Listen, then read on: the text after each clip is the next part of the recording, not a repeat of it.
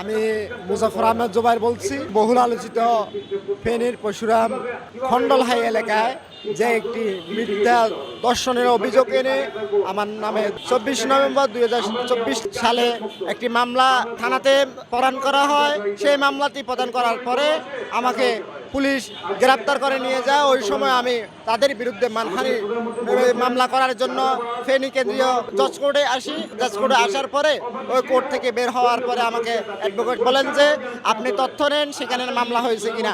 তখন আমি তথ্য নেওয়ার জন্য বের হলে সেখানে ওই কোর্ট প্রাঙ্গণের সামনে থেকে আমাকে পুলিশ এবং উচ্ছৃঙ্খল সমাজবাসী মিলে আমাকে পুলিশের হাতে ধরিয়ে দেয় এবং তদ্রুপ থেকে আমি 24 তারিখ থেকে 26/12/2024 তারিখ পর্যন্ত 1 মাস 2 দিন পর্যন্ত জেলের ভিতরে ছিলাম এবং কি আমাকে অত্যাধিক নির্যাতন করা হয়েছে।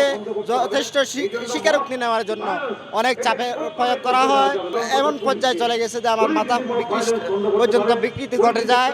এমনকি আমাকে ডান্ডা বেরিয়ে পরানো হয়, আমার হাতে হ্যান্ডকাপ পরানো হয় এবং কি আমার বিভিন্ন কারাগারে প্রেরণ করা হয়। এর ভিতরের মধ্যে দিয়ে আমি যখন জামিনে বের হই আমি ডিএনএর জন্য আবেদন করি। তদ্রুপ ডিএনএর পরে এই বিষয়টি আদালত আমলে নেয় এবং ডিএনএ প্রদান করে। মেয়ে এবং মেয়ের যে শিশু বাচ্চাটা তখন জন্মগ্রহণ করে ফেব্রুয়ারিতে, অথবা দনোজনের সাথে যখন অ্যাডজাস্ট করে ডিএনএ পরীক্ষা নমুনা সংগ্রহ করে তখন আমার সাথে কোনো মিল পাই নাই। ডিএনএ রিপোর্ট আমার 0% আসছে। অতঃপর 20 মে 2025 তারিখে এটা নিয়ে আবার যখন জিজ্ঞাসাবাদ করা হয় মেয়েকে এবং মেয়ের স্থানীয় লোকজনদেরকে, তখন বিষয়টি মেয়েকে প্রাথমিকভাবে জোরপূর্বক 61 করে 164 দ্বারা জবানবন্দি নিলে 22 ধারাতে তখন মেয়ে স্বীকার করে তার আপন বড় ভাই তাকে দর্শন করেছে মর্মে। এবং এই স্বীকারোক্তি তদ্রূপ ওই দিন বিকালবেলায় যখন এই মোর্শেদকে ধরে নিয়ে যায় এবং প্রাথমিক পর্যায়ে জিজ্ঞাসাবাদ করলে মোর্শেদ নিজেই জবানবন্দি দেয় তার বোনকে এই দর্শন করে। সে 1 বছর 5 মাস পর্যন্ত একই রুমের কক্ষের ভিতরে সে কোনো জোর জবরদস্তি ছাড়া স্বামী স্ত্রীর মতো সংসার করে। এমত অবস্থায় যখন ডিএনএ অ্যাকুরেট হওয়ার জন্য ডিএনএতে প্রেরণ করে তখন DNA forensic Malibagh CID office থেকে জানানো হয় যে মুজাফর আহমেদ এই সন্তান এবং দর্শনের সাথে জড়িত নয় এবং কি মোহাম্মদ মোর্শেদ যে ভিকটিমের বড় ভাই সে এটার সাথে জড়িত এবং তার 99% তার মিল পাওয়া যায় এবং তাকে দোষী সাব্যস্ত করা হয়। আদালত থেকে 31 আগস্ট 2025 তারিখে আমাকে পুলিশ থেকে অব্যাহতি প্রদান করা হয় এবং কি মোর্শেদের বিরুদ্ধে চার্জশিট গঠন এবং কি তাকে যথোপযুক্ত বিচারের জন্য আদালতে প্রেরণ করা হয়। অতঃপর আদালত থেকে আমাকে গত 17 এপ্রিল 2026 তারিখে আমাকে কোর্ট থেকে অব্যাহতি প্রদান করা হয় এবং আমার খালাস পেয়ে যায়। ওই দুষ্ট বাইটি গত 20 মে 2025 থেকে আজ 20 মে বর্তমান সামনে 20 মে 2026 পর্যন্ত 1 বছর পর্যন্ত এখনো কারাগারে আছে। আমি দৃষ্টি আকর্ষণ করব প্রধানমন্ত্রীর এই বিষয়টা নিয়ে।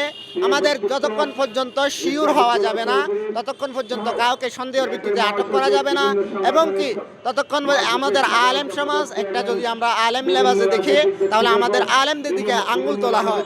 অথচ এই বিষয়টি অত্যন্ত অপমানজনক। একটি গোষ্ঠীর জন্য নির্দিষ্টভাবে আঙ্গুল তোলা উচিত নয়। এটাকে বাছাইয়ের মাধ্যমে সুনির্দিষ্ট যে দোষী সে ছাড় না পাক এবং কি এই শাস্তির জন্য আমি মাননীয় প্রধানমন্ত্রীকে আহ্বান করব এইটাই সর্বোচ্চ শাস্তি মৃত্যুদণ্ডের মাধ্যমে দিয়ে এই যে জড়িত আছে যে দর্শক তার শাস্তি নিশ্চিত করুন। একটি শাস্তি প্রদান করলে আর বাকি 10টি বন্ধ হয়ে যাবে এমন সমাজ আমরা চাই এবং কি যারা জড়িত আছে সমাজবাসী এবং নেতৃস্থানীয় তাদের সকলকে শাস্তির আওতায় আনুন। আমার ক্ষতিপূরণ হয়েছে 10 ডিসিম জায়গা বিক্রি করে দিই আমি স্বল্প মূল্যে। আমার আজ পর্যন্ত বেকার অবস্থা থাকি। আমার মসজিদের চাকরি, ইমাম ইসলাম ফাউন্ডেশনের চাকরি, মাদ্রাসা চাকরি, সমস্ত চাকরি হারিয়ে যায়।